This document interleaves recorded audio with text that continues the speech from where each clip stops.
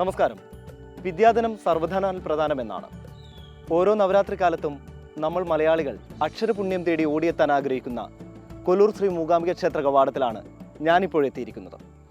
ഇനിയുള്ള എൻ്റെ യാത്ര സർവജ്ഞാനിയായ ശ്രീ ശങ്കരൻ്റെ കാൽപ്പാടുകൾ ആഴത്തിൽ രേഖപ്പെടുത്തിയ മണ്ണിലൂടെ.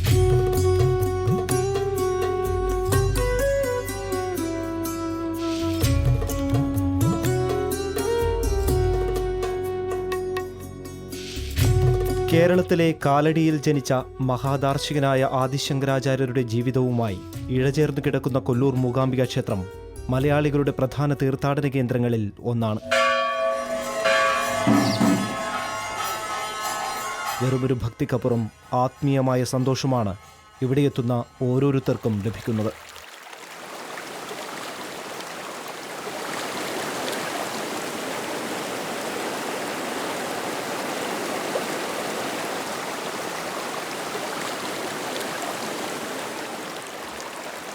വാക്കിൻ്റെയും വിദ്യയുടെയും ദേവിയായ മൂകാംബിയുടെ പ്രതിഷ്ഠ അവിടെ തൊഴാൻ നഗരജീവിതത്തിൻ്റെയും മനസ്സിൻ്റെയും ശരീരത്തിൻ്റെയും അശുദ്ധികൾ കഴുകണം. അതിനുള്ള പുഴവഴിയാണ് സൗപർണിക.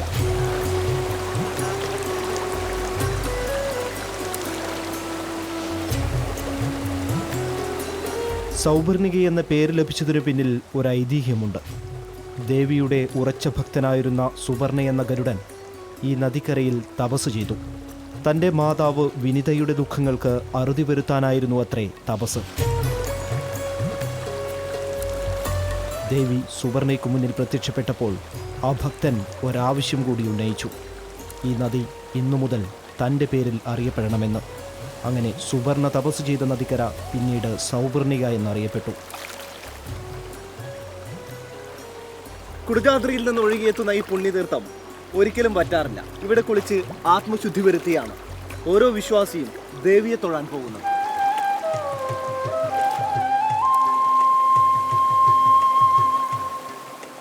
സൗപർണികയിലെ സ്നാനം എല്ലാ ക്ഷീണങ്ങളും അകറ്റുന്നതാണ്.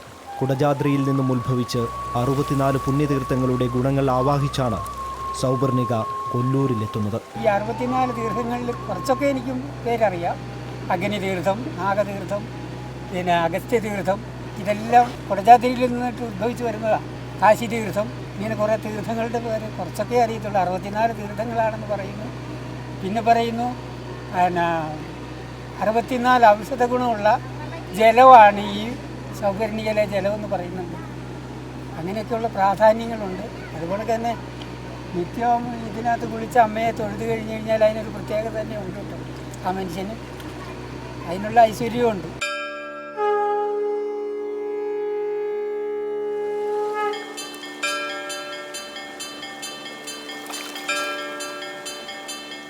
अस्य श्रीमूकाम्बिका सहस्रनामस्तोत्रमहामालामन्त्रस्य श्रीकृष्णऋषिः अनुष्ठुप् मूकाम्बिका देवता ऐं बीजं क्लीं शक्तिः सौः कीलकम्. പ്രകൃതിയുടെ എല്ലാ സൗന്ദര്യങ്ങളും കൈക്കുമ്പിളിൽ ആവോളം ആവാഹിച്ച ക്ഷേത്രമെന്ന് മാത്രമേ മൂകാംബികയെ വിശേഷിപ്പിക്കാനാവുള്ളൂ. കലയുടെ കേദാരമായ ദക്ഷിണേന്ത്യയിലെ ഏറ്റവും വലിയ ദേവീക്ഷേത്രത്തെ അടുത്തറിയാം.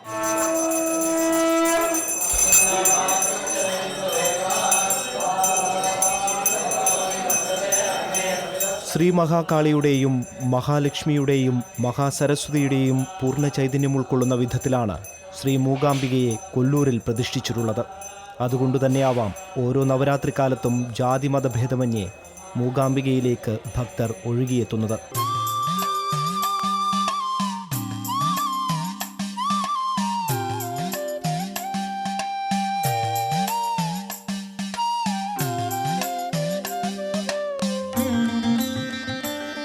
ഇത് സരസ്വതി മണ്ഡപം. വിദ്യാദേവതയായ സരസ്വതിക്ക് മുന്നിൽ അർച്ചന അർപ്പിക്കാൻ നിരവധി കലാകാരന്മാരാണ് ഇവിടേക്കെത്തുന്നത്. ഇതുകൂടാതെ ഓരോ വർഷവും അറിവിൻ്റെ ആദ്യാക്ഷരം കുറിക്കാൻ നിരവധി കുരുന്നുകളാണ് സരസ്വതി മണ്ഡപത്തിലേക്ക് എത്തുന്നത്.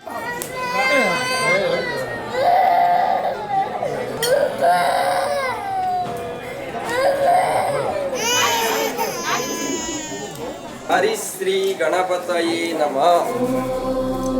श्रीं ह्रीं सरस्वत्यै नमः। ॐ श्रीं ह्रीं सरस्वत्यै नमः। ഇവിടെ സരസ്വതി മണ്ഡപമെന്നും ആ സരസ്വതി മണ്ഡപത്തിലാണ് വിദ്യാരംഭം ചെയ്യുന്നത്.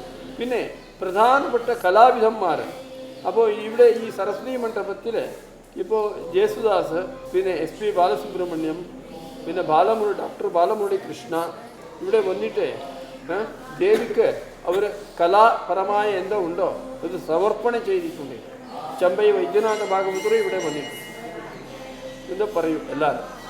അതേ പ്രകാരം പിന്നെ എല്ലാ കലാകാരന്മാർ ഇവിടെ മൂകാംബിക സ്ഥലത്തിൽ ഇവിടെ വന്നിട്ട് ആദ്യം അവർ ഇതെന്താ ഉണ്ടോ കലാപ്രതിഭ എന്താ ഉണ്ടോ ദേവി ചരണാരവിൽ സമർപ്പണം ചെയ്തിട്ട് ഇനി നെക്സ്റ്റ് സ്റ്റേജ് പ്രോഗ്രാം കൊടുക്കാൻ പോകും. ആദിത്യനന്ദന അംഗേശ അഭിഗത സുതന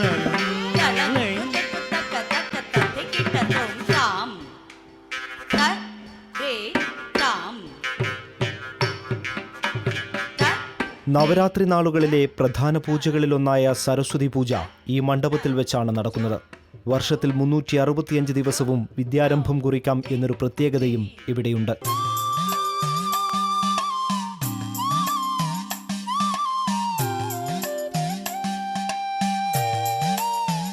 മൂകാംബിക ക്ഷേത്രത്തിലെ വിശിഷ്ടമായ ചടങ്ങാണ് രഥോത്സവം.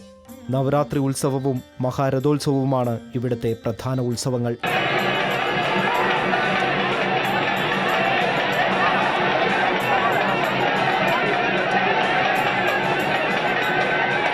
മൂകാംബികയ്ക്ക് ആ പേര് ലഭിച്ചതിന് പിന്നിലും ഒരു കഥയുണ്ട്. കംഹാസുരൻ എന്ന അസുരൻ പരമശിവനെ പ്രത്യക്ഷപ്പെടുത്താൻ കഠിന തപസ് തുടങ്ങി. കംഹാസുരന് വരം നൽകിയാൽ അത് ദേവീലോകത്തിൻ്റെ തന്നെ നാശത്തിന് കാരണമാകുമെന്ന് മനസ്സിലാക്കിയ ദേവകൾ ആദിപരാശക്തിയെ സമീപിച്ചു. ദേവി അസുരനെ മൂകനാക്കി മാറ്റുകയും ചെയ്തു. പരമശിവൻ പ്രത്യക്ഷപ്പെട്ടപ്പോൾ വരം ചോദിക്കാനാവാതെ പോവുകയും ചെയ്തു. അന്നു മുതൽ കംഹാസുരൻ മൂകാസുരൻ എന്നറിയപ്പെട്ടു അത്രേ. എന്നാൽ കോപം കൊണ്ട് ജ്വലിച്ച അസുരൻ സർവവും നശിപ്പിക്കാൻ തുടങ്ങി. ആദിപരാശക്തി തന്നെ മൂകാസുരനെ വധിക്കാൻ ഒരുമ്പെട്ടു. അങ്ങനെ ദേവി മൂകാംബികയായി മാറി.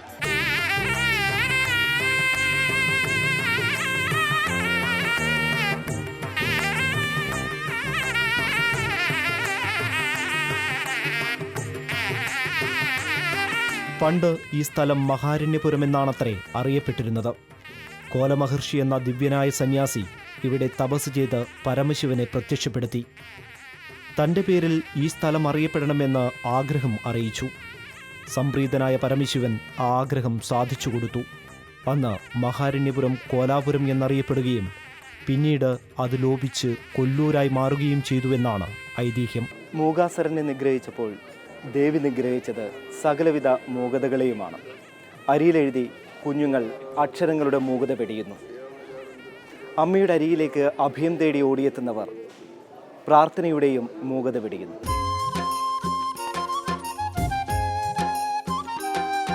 1200 വർഷങ്ങൾക്ക് മുൻപാണ് കൊല്ലൂരിൽ മഹാദേവിയുടെ പ്രതിഷ്ഠ നടത്തിയതെന്നാണ് വിശ്വാസം. മനസ്സിൽ മൂകാംബിയെ ദർശിച്ചുകൊണ്ട് പഞ്ചലോഹത്തിൽ ശ്രീശങ്കരൻ ദേവിയെ സൃഷ്ടിച്ചു. സർവാലങ്കാരങ്ങളോടും ശംഖചക്രങ്ങളോടും പത്മാസനത്തിൽ ഇരിക്കുന്നവളായി ജ്യോതിർലിംഗത്തിൻ്റെ പിൻഭാഗത്ത് പ്രതിഷ്ഠിച്ചു.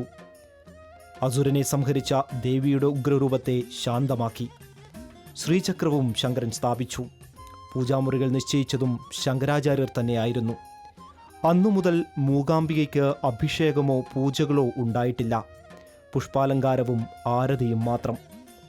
മറ്റുള്ള എല്ലാ ആരാധനകളും അഭിഷേകങ്ങളും സ്വയംഭൂലിംഗത്തിനാണ്. അഭിഷേകവേളയിൽ മാത്രമേ ഭക്തർക്ക് സുവർണരേഖ കാണാൻ കഴിയൂ. സുവർണരേഖയുടെ ഒരു വശത്ത് ബ്രഹ്മവിഷ്ണു മഹേശ്വരന്മാരും മറുവശത്ത് സരസ്വതി ലക്ഷ്മി പാർവതിമാരും സ്ഥിതി ചെയ്യുന്നുവെന്നാണ് വിശ്വാസം.